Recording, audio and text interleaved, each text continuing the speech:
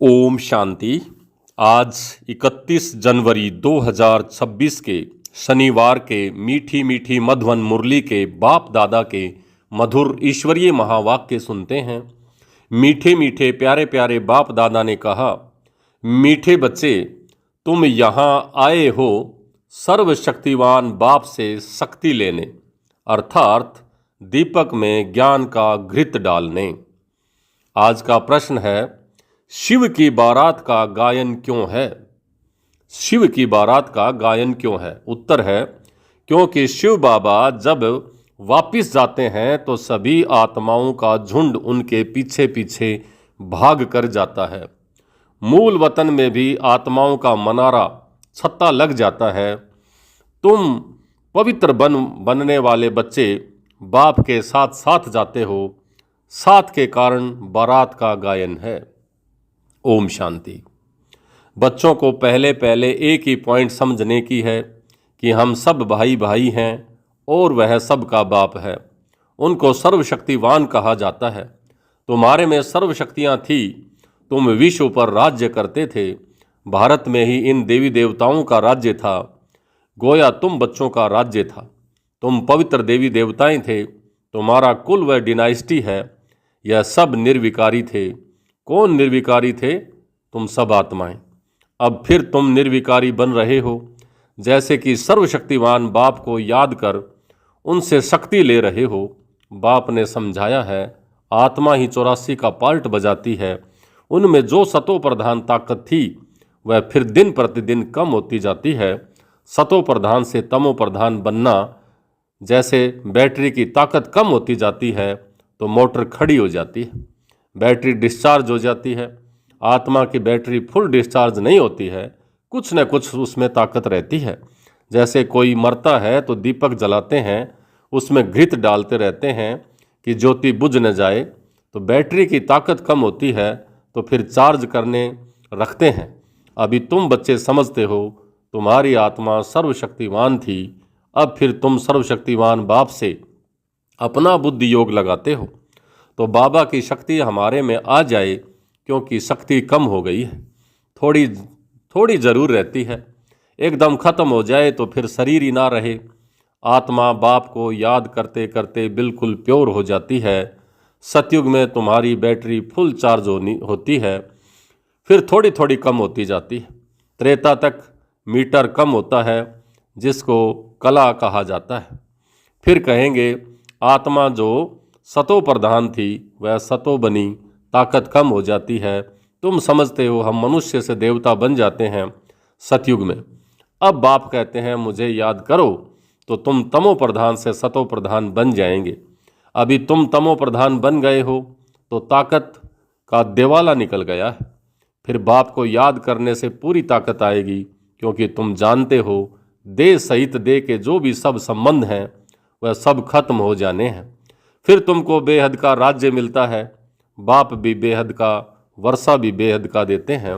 अभी तुम पतित हो, तुम्हारी ताकत बिल्कुल कम हो गई है। हे बच्चों, अब तुम मुझे याद करो, मैं आल माइटी हूँ। मेरे द्वारा आल माइटी राज्य मिलता है। सतयुग में देवी देवता सारे विश्व के मालिक थे, पवित्र थे, दैवी गुणवान थे। अभी वह दैवी गुण है नहीं। सबकी बैटरी पूरी डिस्चार्ज होने लगी है।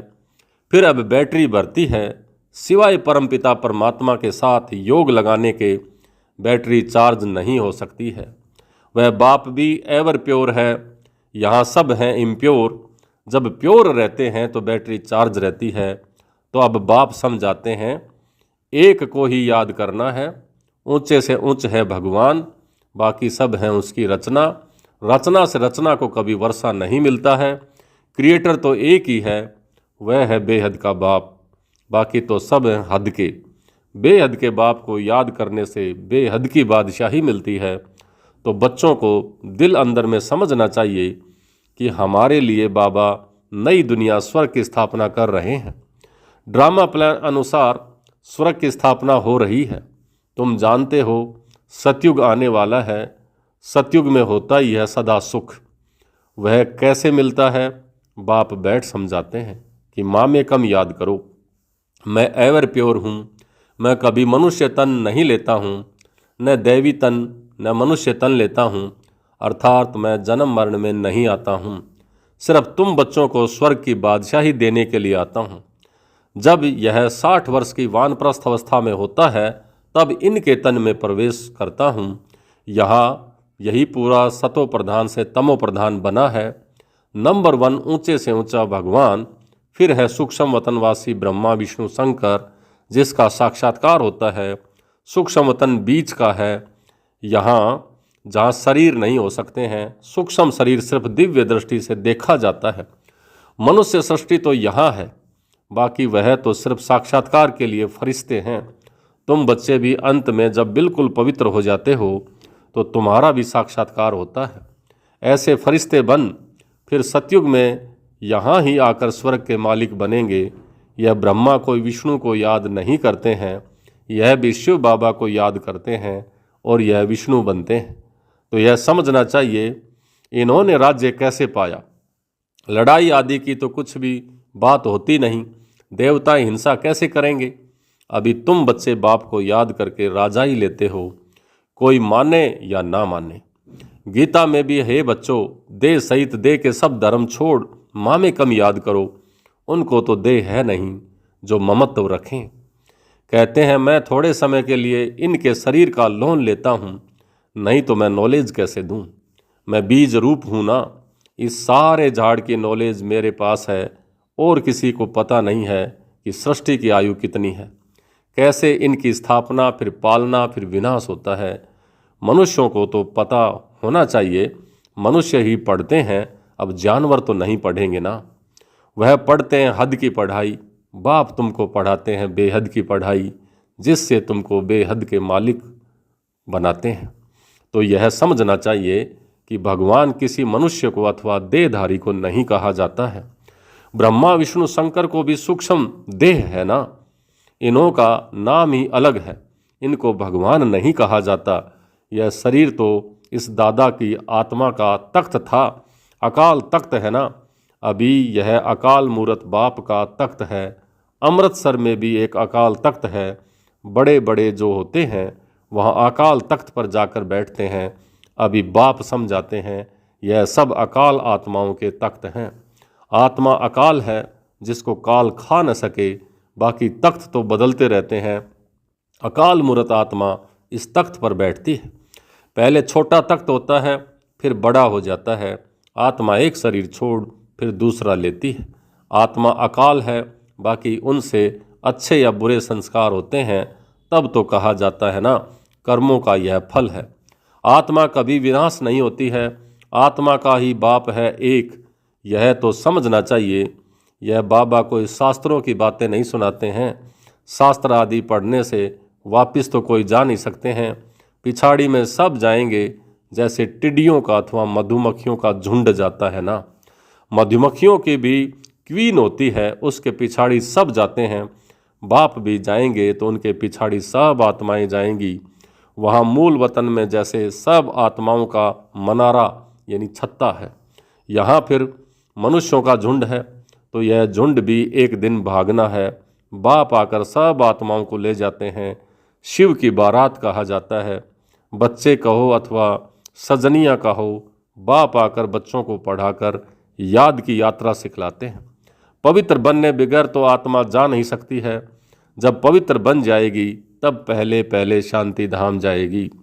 वहाँ जाकर सब निवास करते हैं, वहाँ से फिर धीरे धीरे आते रहते हैं, वृद्धि होती रहती है।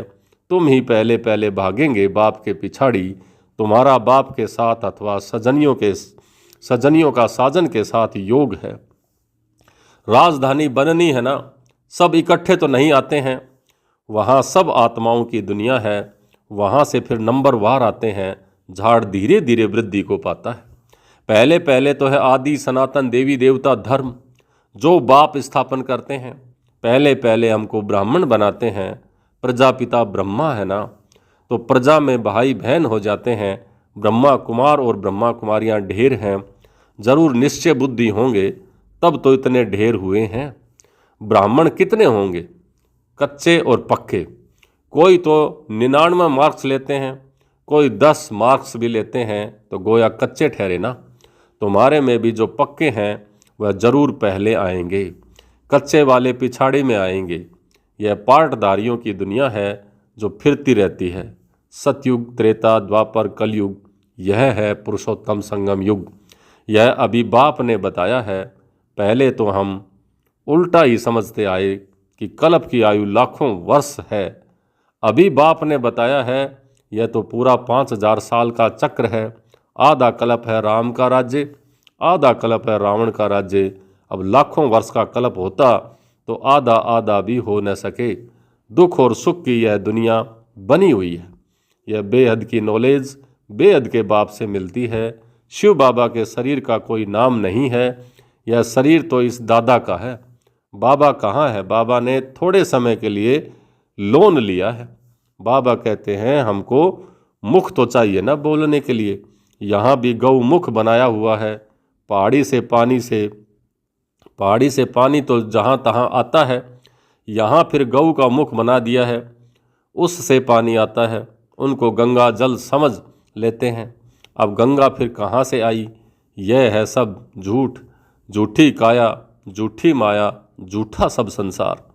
भारत जब स्वर्ग था तो सचखंड कहा जाता है, फिर भारत ही पुराना बनता है तो फिर झूठखंड कहा जाता है। इस झूठखंड में जब सभी पतित बन जाते हैं तब बुलाते हैं बाबा हमको पावन बनाए, इस पुरानी दुनिया से ले चलो। बाप कहते हैं मेरे सब बच्चे कामचिता पर चढ़ काले बन गए हैं। बाप बच्चों को बैठ कहते हैं तुम तो स्वर्ग के मालिक थे ना, स्मृति आई है ना। बच्चों को समझाते हैं, सारी दुनिया को नहीं समझाते, तुमको ही समझाते हैं तो मालूम पड़े कि हमारा बाप कौन है। इस दुनिया को कहा जाता है फॉरेस्ट ऑफ थॉर्न्स, यानी कांटों का जंगल। सबसे बड़ा काम का कांटा लगाते हैं। भले यहाँ भारत में भी बहुत हैं वेजिटेरियन हैं, परंतु ऐसे नहीं कि विकार में नहीं जाते हैं। ऐसे तो बहुत बाल ब्रह्मचारी भी रहते हैं, छोटेपन से ही कभी छी खाना आदि नहीं खाते हैं। सन्यासी भी कहते हैं निर्विकारी बनो। वह हद का सन्यास मनुष्य कराते हैं। दूसरे जन्म में फिर गृहस्थी के पास जन्म ले, फिर घर बार छोड़ चले जाते हैं। सतयुग में यह श्री कृष्ण आदि देवताएं कभी घर बार छोड़ते हैं क्या? नहीं। तो उन्हों का है सन्यासियों का हद का सन्यास। अभी तुम्हारा है संगम पर बेहद का सन्यास। सारी दुनिया का संबंधियों आदि का बुद्धि से सन्यास करते हो। तुम्हारे लिए अब स्वर्ग की स्थापना हो रही है। तुम्हारी बुद्धि स्वर्ग की तरफ जाएगी तो शिव बाबा को ही याद करना है। बेहद का बाप कहते हैं मुझे याद करो। मन मना भवै मद्याजी भवै, तो तुम देवता बन जाएंगे। यह वही गीता का एपिसोड है। संगम युग भी है। मैं संगम युग पर ही तुम्हें सुनाता हूँ। राजयोग जरूर आगे जन्म में संगम पर ही सीखे होंगे। यह सृष्टि बदलती है ना, तुम पतित से पावन बन जाते हो। अब यह है पुरुषोत्तम संगम युग, जबकि हम ऐसे तमो प्रधान से सतो प्रधान बनते हैं। हर एक बात अच्छी रीति समझकर निश्चय करना चाहिए। यह कोई मनुष्य थोड़े ही कहते हैं, यह है श्रीमत अर्थात श्रेष्ठ श्रेष्ठ मत भगवान की। बाकी सब है मनुष्य मत। मनुष्य मत से गिरते आए हैं, अब श्रीमत से तुम चढ़ते हो। बाप मनुष्य देवता बनाते हैं।